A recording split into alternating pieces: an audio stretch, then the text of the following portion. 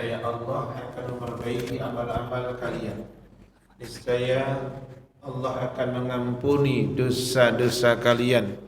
Siapa yang mentaati Allah dan Rasul-Nya, maka sungguh dia telah mendapatkan kemenangan yang sangat besar. Para sahabat rumah Allah Baitullah Al-Falah Basura City, Duyufur Rahman, para tamu Allah rahimani wa rahimakumullah, kita sampaikan rasa syukur untuk kesekian kalinya, tentu terkait dengan nikmat Allah. Yang pernah saya sampaikan di majelis yang mulia ini, makna syukur yang disampaikan oleh beliau yang bernama Ibnu Al-Qayyim Al-Jauziyah rahimahullahu ta'ala, di mana beliau menyampaikan syukur itu adalah zuhuru athari ni'matillah. Orang yang bersyukur berarti zuhur, menampakkan athar, pengaruh nikmatillah, nikmat Allah. Nikmat yang ada harus membawa perubahan. Satu, wa ala lisani abdi, lisan hamba kalau bersyukur adalah thanaan dan i'tiraf. Thanaan artinya memberikan pujian. Kata pujian itu adalah minimal alhamdulillah, kata Syekhul Islam Ibnu Taimiyah. Tetapi lebih lengkapnya Rasulullah SAW mengucapkan dengan dua contoh, yaitu alhamdulillahilladzi bi ni'matihi tatimmus sholihat. Itu contoh yang pertama. Contoh itu, ucapan itu ketika kondisinya hati seseorang nyaman, ngeklik bahasanya, match dengan sesuatu yang diharapkan, maka ucapannya tadi alhamdulillahilladzi bi ni'matihi tatimmus sholihati. Tapi tidak selamanya nikmat yang ada itu hati seseorang itu nyaman sesuai dengan harapan. Tetapi sekalipun toh tidak sesuai dengan harapan, sang teladan memberikan contoh dengan mengucapkan alhamdulillah ala kulli hal. Hanya ada dua contoh itu. Kemudian wa ala qalbih, tadi lisan, sekarang hati. Terkait dengan syukur adalah syuhudan wa mahabbatan. Syuhudan dari kata syahida, artinya menyaksikan, artinya ikut merasakan. Hati siapapun yang hidup orangnya akan merasakan ketika dia mendapatkan sesuatu dari siapapun, kecuali orang itu adalah tidak hidup, dalam arti tidak sehat, tidak waras. Kalau orang yang sehat, jasmaninya, rohaninya, hatinya akan merasakan. Tidak mungkin tidak. Seburuk apapun akhlak orang, kalau dia sehat jasmani, rohani, maka dia akan merasakan syuhudan. Tapi juga mahabbatan. Dari hati itu muncul cinta. Ke siapa? Ke yang memberi. Kalau hanya merasakan tapi enggak tumbuh cinta, berarti belum syukur. Nomor 3, wa ala jawarihihi. Sikap orang yang bersyukur adalah inqiyadan wa ta'atan. Inqiyad artinya tunduk, ta'ah artinya taat. Jadi syukur dimanifestasikan dengan 3, kata Ibnu Al-Qayyim Al-Jauziyah. Dia lahir tanggal 12 Januari 1292, meninggal di Damaskus, Suriah. Taib. Kita masuk pada hadis yang nomor 2. Kemarin pertemuan yang perdana kita masuk di hadis yang pertama. Hadis yang kedua adalah di dalam kitab Al-Adabul Mufrad. Nanti Anda tunjukkan fawaidnya. Apa itu fawaid? Faedah-faedah dari hadis yang kita pelajari. Hadis nomor 2, haddatsana Adam, telah bicara kepada kami Adam. Ini bukan Nabi Adam, tetapi Adam seorang tabi'in. Telah berkata kepada kami Syu'bah. Haddatsana Ya'la bin Atha, telah berkata kepada kami yaitu Ya'la bin Atha, an abihi an Abdullah bin Umar, dari bapaknya dari Abdullah bin Umar radhiyallahu anhuma.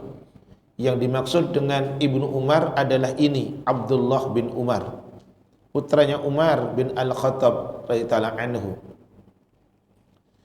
Baik. Apa yang disampaikan oleh Rasulullah SAW, ridha Rabbi fi ridhal walid. Ridhonya Allah berada pada ridhonya orang tua. Ridho itu bukan ikhlas. Jadi harus faham kita, makna ridho itu bukan ikhlas. Ikhlas itu puncaknya ridho. Ridho itu artinya suka, ridho artinya senang, ridho artinya rela. Itu ridho. Maka ketika antum nanti habis subuh ini antum membiasakan mengistimrar dengan doa zikir pagi ataupun nanti sore zikir petang, di dalam kalimat zikir pagi ataupun petang ada kalimat raditu billahi rabba.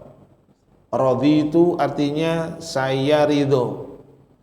Yang dimaksud dengan saya ridho adalah saya senang, saya suka, saya rela. Itu ridho. Anak ulang, ridho Rabbi fi ridhal walid. Ridhonya Rabb, ridhonya Allah berada pada ridhonya orang tua. Wa sakhatur Rabbi fi sakhatil walid. Murkanya Allah pada murkanya orang tua. Jadi bagaimana sekarang bisa mendatangkan ridhonya orang tua, senangnya, sukanya orang tua? Tentu dengan melakukan yang namanya bahasa Arabnya al-ihsan. Ihsan itu padanan katanya banyak. Ada kata ihsan, ada kata thayyib, ada kata khair, ada kata hak, banyak sekali. Yang artinya semuanya artinya baik. Tapi ketika kita bicara tentang baik, dua sahabat Rasul SAW pernah menanyakan kepada Rasulullah SAW. Anak ulang, dua sahabat Rasul pernah menanyakan kepada Rasulullah SAW. Pertanyaannya, Rasul, baik itu apa?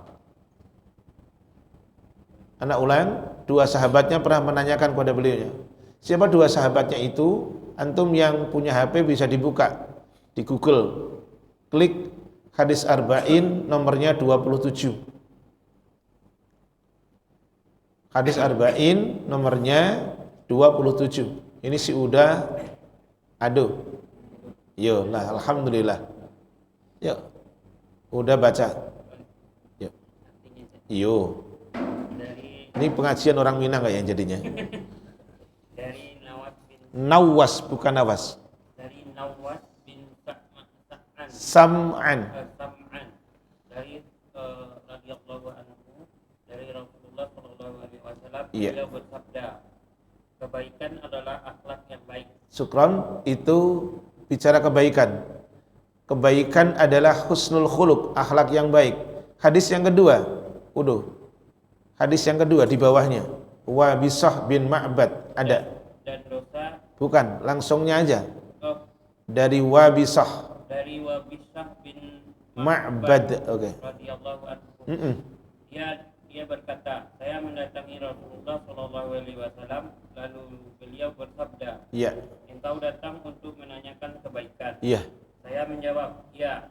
Beliau bersabda, mintalah pendapat dari hatimu, dan kebaikan adalah apa yang ada di jiwa dan hati tenang karenanya. Syukran, cukup. Ana berikan antum dapat 3 pagi ini. Makna kebaikan itu ternyata satu, akhlak yang baik. Jadi siapapun orang tua itu akan ridho, senang, suka, rela kalau buah hatinya itu akhlaknya baik. Ana qadarullah diberikan amanah untuk bergaul dengan mereka para warga binaan. Kalau bahasanya orang luar napi. Gitu.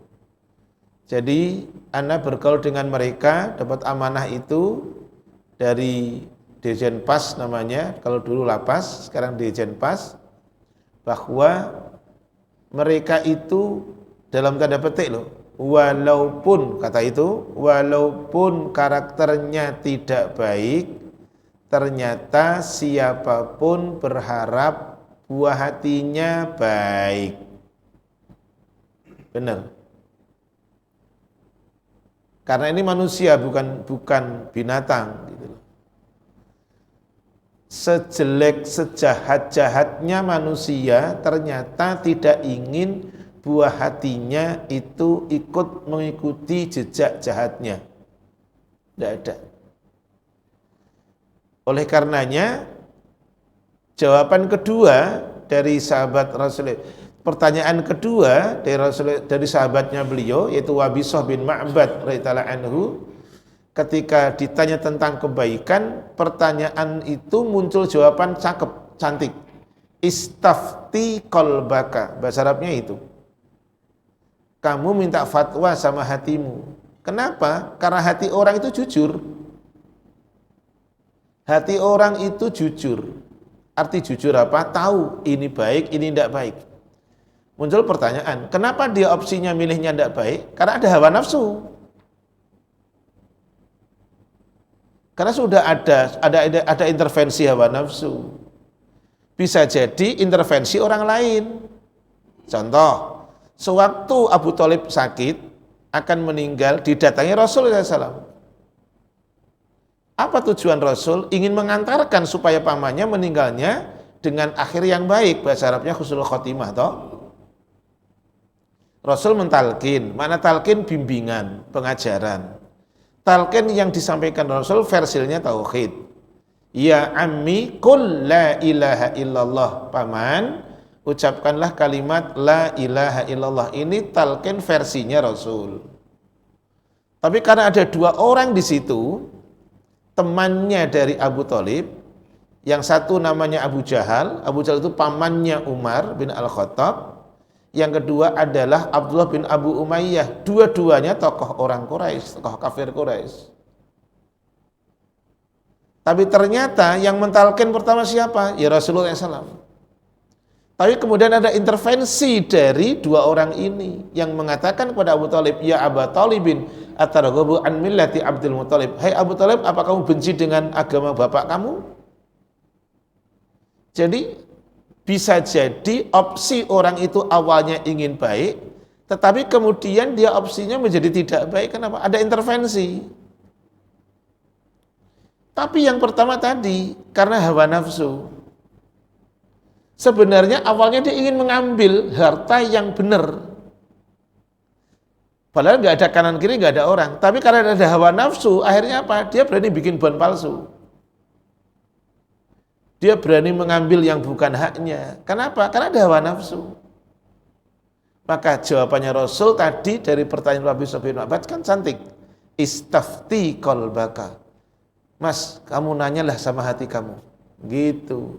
Yang kedua adalah jawabannya ma itu ma'annat ilaihi al-qalbu. Yang dikatakan baik itu apa? Apa saja yang hati itu merasa tentram. Kan api, bagus jawabannya. Itulah yang akan mendatangkan keridhaan.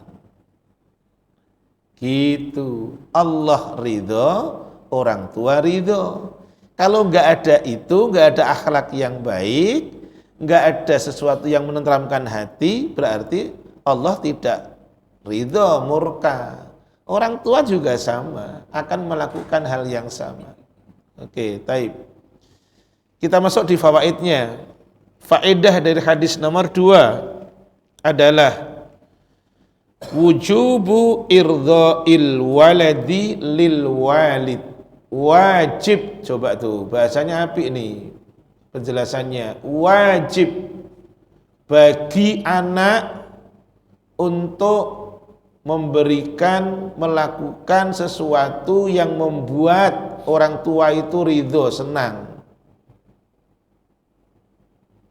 Wajib bagi anak untuk melakukan sesuatu yang membuat orang tua itu ridho.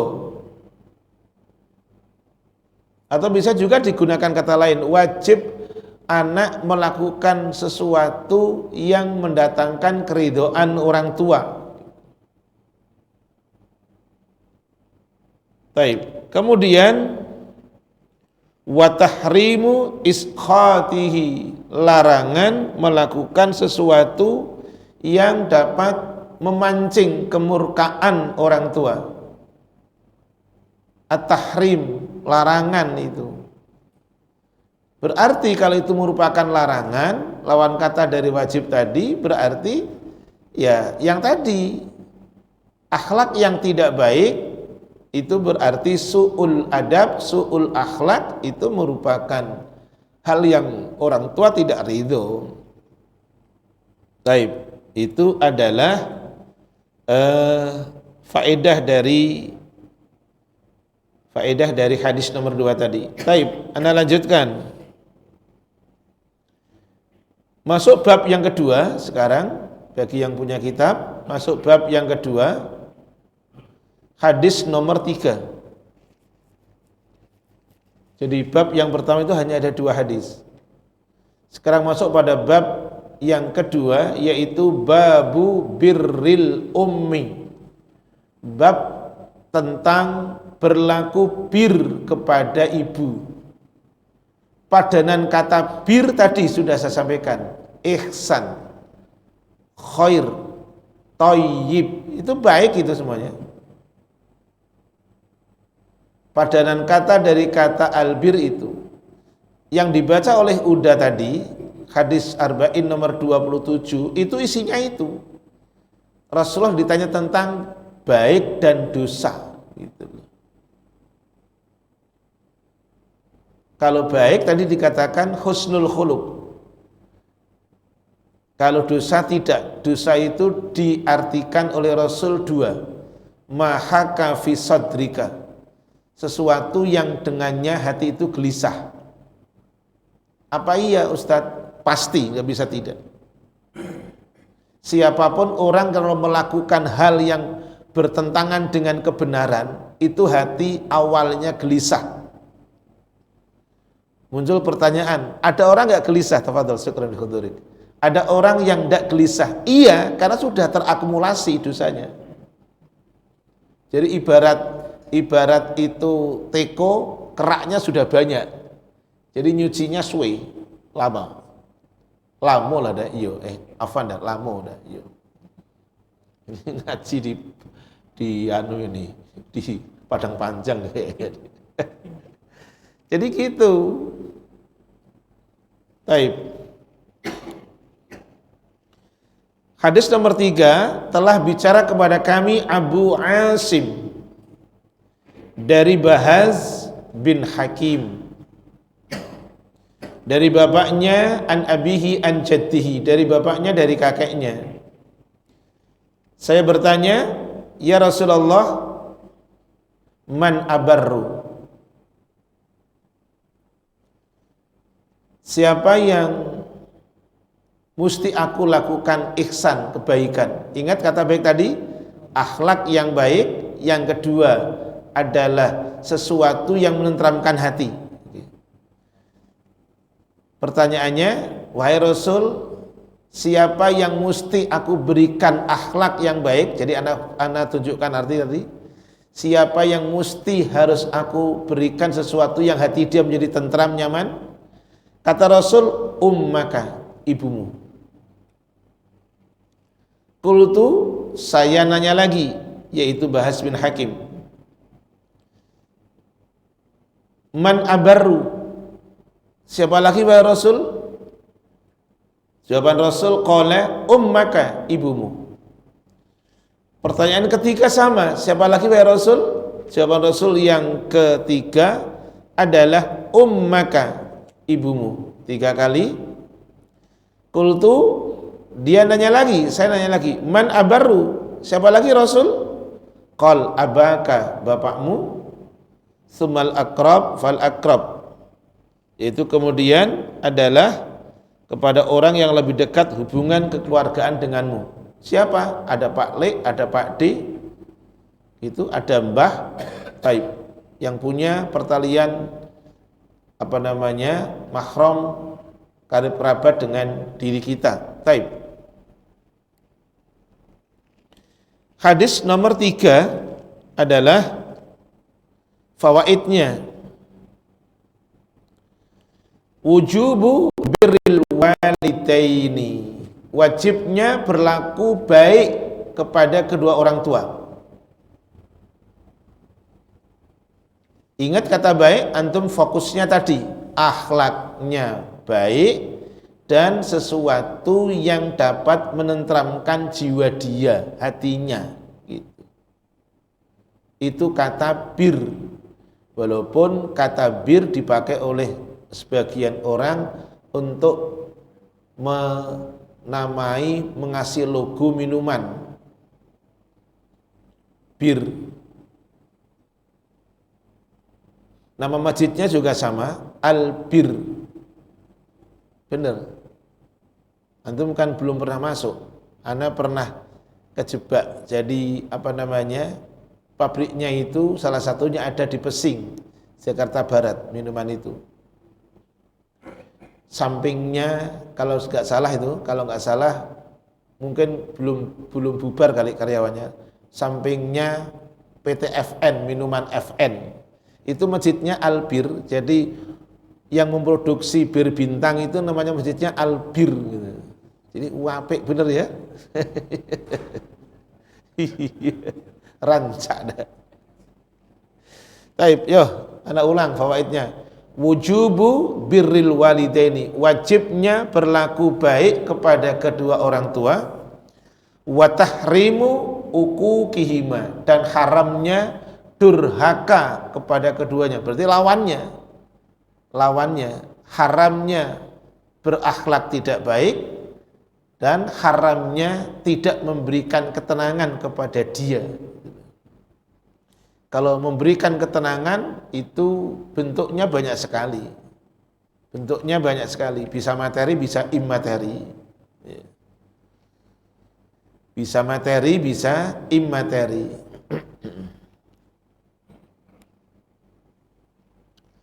Kemudian fawaid yang kedua, antum tadi sudah mendengar bahwa hadis tadi taqdimu ridhol ummi ala ridhol abi. Hadis tadi mendahulukan ridhonya ibu atas ridhonya bapak. Kan 3 kali toh tadi? Lah ya. Kenapa? Ini alasannya. Al-ummu tufaddalu alal ab fil birri 3 marrat. Bahwa dilebihkan kebaikan kepada ibu atas bapak 3 kali. Kenapa? Li'annaha tahmilu. Karena ibu itu hamil. Ada 3 hal yang dilakukan oleh ibu tapi tidak pernah dilakukan oleh bapak. 1 hamil, 2 melahirkan, 3 menyusui. Udah nggak ada. Itulah tadi makanya taqdimu ridhol ummi ala ridhol abi. Mendahulukan ridhonya ibu atas ridho bapak. Kenapa? 3 hal tadi itu akan menjadikan ibu ta'bun wa masyaqqatun. Ta'bun itu letih, masyaqqat itu susah. Jadi dengan 3 hal tadi itu akan menjadikan seorang ibu itu adalah ta'bul hamli, kesulitan saat mengandung, wa masyaqqatul wad'i, dan susah ketika melahirkan, termasuk wa masyaqqatur radha', dan susah ketika harus menyusui. 3 hal ini ada pada diri ibu. Baik. Makanya penting. Antum masih ingat kan kalau nggak salah tentang ada seorang laki-laki yang dia sangat cinta kepada sahabat itu. Dia cinta dengan istrinya tapi dia durhaka dengan ibunya. Masih ingat siapa namanya? Alqamah. Masih ingat kan? Alqamah itu mau meninggal saja sulit. Kenapa? Karena tadi dia pernah durhaka kepada ibunya. Dia cinta dengan keluarganya, dengan istrinya. Baik. Kemudian yang nomor 3 fawaidnya al-hathu ala birril aqarib. Hadis tadi memberikan dorongan, anjuran supaya kita berlaku baik kepada karib kerabat, yaitu hasbi tartibihim fil qurbi, yaitu sesuai urutan kekerabatan, sesuai dengan urutan kekerabatan. Jadi pertama kalau ada masih mbah, kemudian ada Pak D, ada Pak Le, ada Bule, ada Bude, macam-macam lah, ya kan? Taib. Hadis nomor 3 itu fawaidnya, kita masuk di hadis yang nomor 4. Bab yang kedua itu ada 2 hadis. Hadis nomor 4, haddatsana Sa'id bin Abi Maryam, telah bicara kepada kami Sa'id bin Abu Maryam, mengabarkan kepada kami Muhammad bin Ja'far bin Abu Katsir, mengabarkan kepada saya Zaid bin Aslam dari Atha bin Yasar dari Ibnu Abbas radhiyallahu anhuma. Ini anak paman Rasul, anaknya Abbas. Anaknya Abbas itu 2, semuanya laki-laki, yaitu Abdullah dan Fadl. Abbas itu adalah saudara kandung dari Abdullah. Taib, bapaknya Rasul. Saudara kandung pula dari Abu Thalib. Taib. Ibnu Abbas radhiyallahu anhuma annahu atahu rajulun. Ada seorang laki-laki bersilaturahim kepada dia. Ada seorang laki-laki yang datang kepada beliaunya. Faqala, laki-laki tadi kemudian mengatakan, curhatlah, sharing kepada Ibnu Abbas radhiyallahu anhu. Inni khatibtu imra'atan. Ibnu Abbas gitu, anak muda ini, anak muda yang jadi mufassir di era sahabat, ya beliau yang didoakan. Masih ingat antum doanya? Allahumma, doanya Rasul untuk putra pamannya. Allahumma faqihhu fiddin wa 'allimhu at-ta'wil.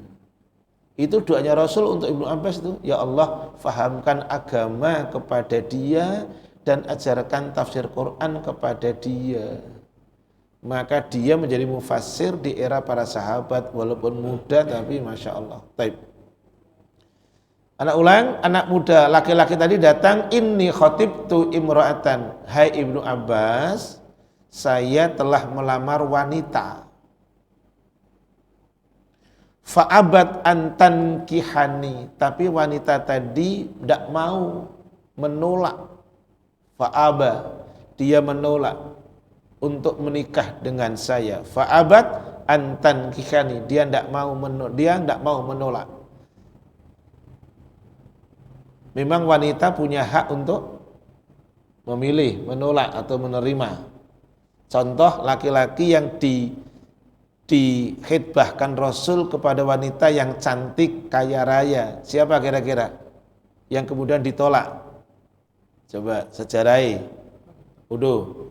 Siapa uduh? Ada yang tahu?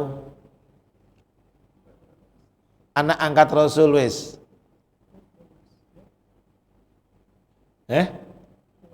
Boten. Tuh pakai boten. Jadi ini pengajian wong Solo itu. Namanya coba Zaid bin Harisah. Oke, taib. Zaid bin Harisah ini kan mantan budak. Dia dilamarkan oleh Rasulullah untuk supaya menikah dengan wanita yang cantik menawan. Namanya siapa? Ada yang tahu? Zainab binti Jahsin al-Asadiyah. Gitu. Wanita cantik, merdeka, ayu. Tapi ternyata apa yang terjadi? Datangnya Rasul kepada Zainab melamar bukan untuk dirinya, untuk anak angkatnya, ternyata padahal yang datang sekali berasul.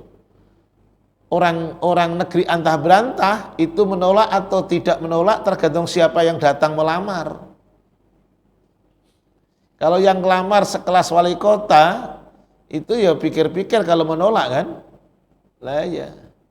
Kalau yang datang sekelas presiden wahnya ya mikir-mikir kalau nolak kan gitu. Urusan nanti cerai kan nanti nomor 20 sekian. Yang penting kan terima dulu kan gitu. Ini enggak, wanita ini Zainab binti Jahsin al-Asadiyah radhiyallahu anha langsung serta-merta menolak. Kira-kira itu alasannya. Kenapa langsung ditolak? Karena ngelihatnya bukan Rasul, ngelihatnya Zaid bin Harisah. Karena bahasanya orang awak buruk rupa. Dia jelek. Kata orang Sunda goreng patut. Ya. Lah iya. Makanya dia ditolak. Itu kisah menjadi sababun nuzul suratnya surat yang ke-33 ayat 36. Tapi itu terlepas dari itu. Taib. Laki-laki tadi cerita kepada Ibnu Abbas, fa'abat antankhani, tapi dia Ibnu Abbas tidak mau menikah, menolak untuk menikah dengan saya. Wa khotobaha ghairi. Tapi anehnya Ibnu Abbas, dia mau menerima pinangan orang lain. Khitbah itu kan pinangan. Dia tidak mau menikah dengan saya, tapi dia malah menerima pinangan dari orang lain. Fa'ahabbat antan kihahu. Dia mencintai untuk menikah dengan dia. Faghirtu alaiha fakotal tuha. Melihat hal itu, saya cemburu dong, tidak suka, lalu saya bunuhlah dia, si wanita ini. Karena tidak suka.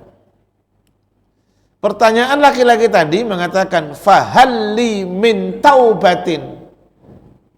Adakah taubat saya untuk diterima, wahai Ibnu Abbas? Kira-kira kalau itu yang antum ditanya, tobatku diterima enggak kira-kira? Apa kira-kira jawabannya?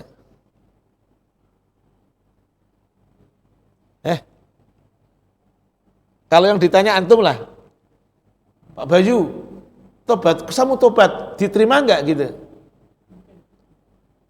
Berarti enggak yakin kalau pakai mungkin. Jamaah Basura enggak boleh kata mungkin. Harus yakin. Diterima enggak kira-kira tobatnya?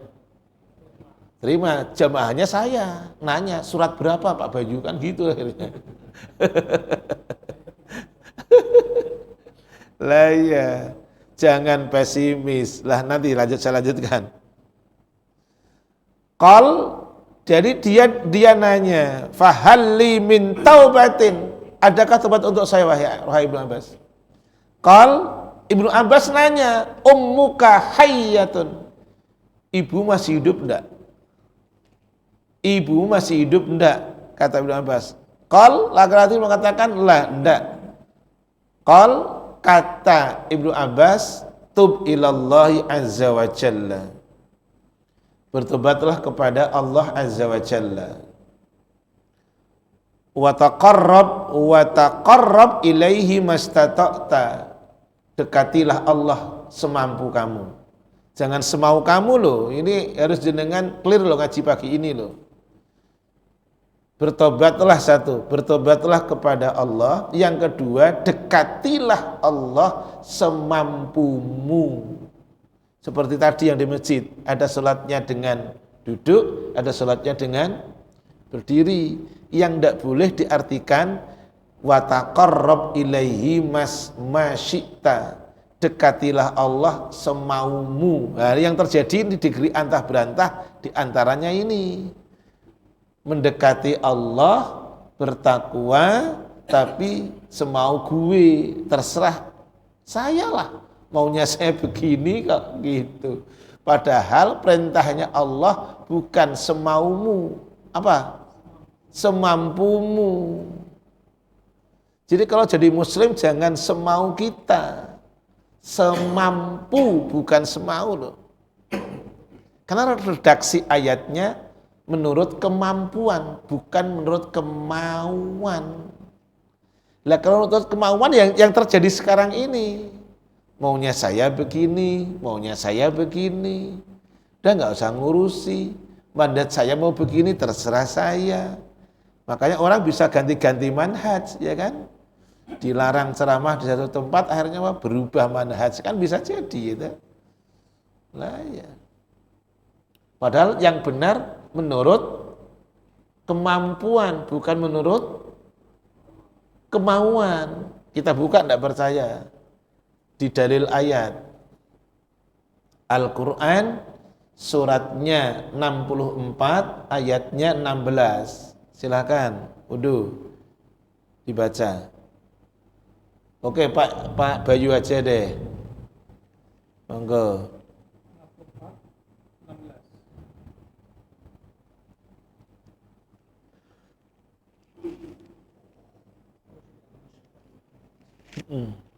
Maka akan Iya. fattakullah almas tatatum Iya. wasma'u Wa ati'u wa fiku khairan anfusikum wa may yuqa yuqa suhha nafsihi faula ulaika humul.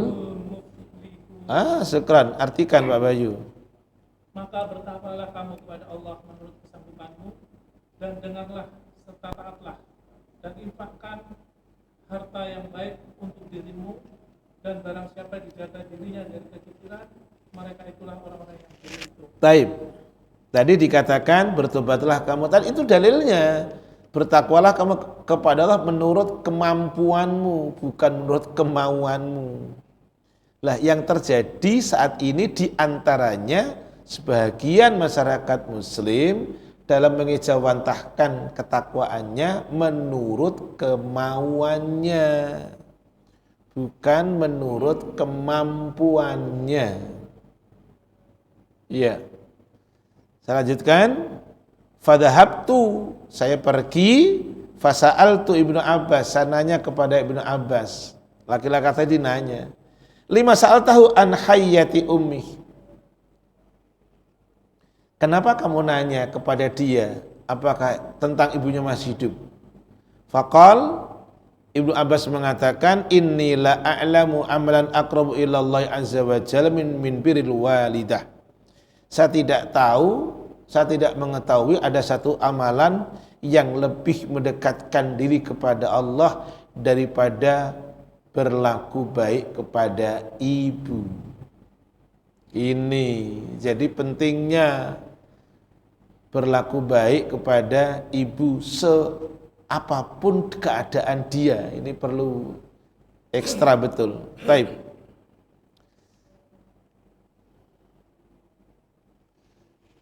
Kemudian fawaidnya nih. Jawazu khidbatir rajuli imra'atan yuridu zawwajaha. Bolehnya seorang laki-laki mengkhidbah wanita karena dia ingin menikahinya. Pertama, ta'aruf. Dua, nadhor. Itu urutan itu, para tamu Allah. Ta'aruf, nadhor, khidbah.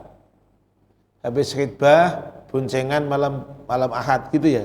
Ya ndak no. Aduh, wah repot nanti. Kan suka ada kata-kata begini. Itu saking terkadang kelihatannya seolah-olah bagus tapi itu tidak bagus. Orang tuanya pesan izin, Pak mau malam mingguan. Ya Mas, hati-hati ya. Tapi pulangnya jangan malam-malam gitu. Ya. Lah wong belum nikah dengan berduaan aja udah salah kok gimana? Lah iya, kecuali bapaknya ikut, ibunya ikut. Mau kemana Mas? Ngajak makan si Teteh, Pak. Oh yaudah, aku ikut ya sama ibu. Lah gitu, jadi bareng-bareng. Gitu. Itu baru bagus itu. Baik. Iya. Baik. Inkarul mahtubati az-zawwaj ma'ahu illam tardo bih. Jadi menolak pinangan untuk menikah itu boleh-boleh saja jika dia tidak suka. Tadi saya contohkan siapa tadi? Zainab binti Jahsin al-Asadiyah. Jadi awalnya Rasul datang gini, fankihihi, hai Zainab, nikahlah kamu dengan dia. Apa kata Zainab? Saya nggak akan menikah dengan dia. Kemudian Rasul datang untuk kedua kalinya. Nanti kita baca ayatnya. Datang untuk kedua kalinya, Zainab nanya, apakah ini perintah untuk diriku, wahai Rasul? Gitu. Rasul melamar, Zainab nanya, apakah ini perintah untuk diriku, wahai Rasul? Yang ketiga kalinya baru Zainab mengatakan, la a'so Rasulullah SAW. Kalau demikian saya tidak akan mendurhakai Rasulullah SAW. Padahal pertama ketika datang, kamu nikah dengan dia. Apa kata Zainab? Lastu binahkahtuhu. Saya tidak mau menikah dengan dia. Lah ini sababun nuzulnya surat 33 ayatnya ayat 36. Pak Bayu baca artinya aja. Nggih. Wa ma kana lil mu'mini wala mu'minatin. Gitu. 36.